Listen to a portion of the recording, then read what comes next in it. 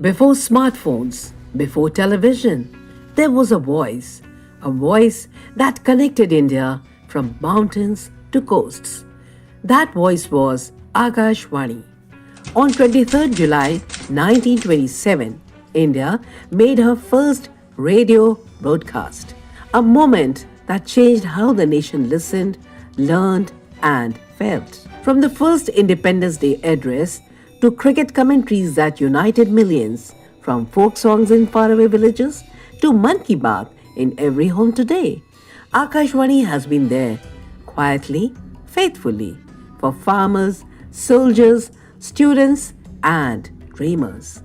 On this National Broadcasting Day, we honor the voice that never fades, the sound that carries India's soul.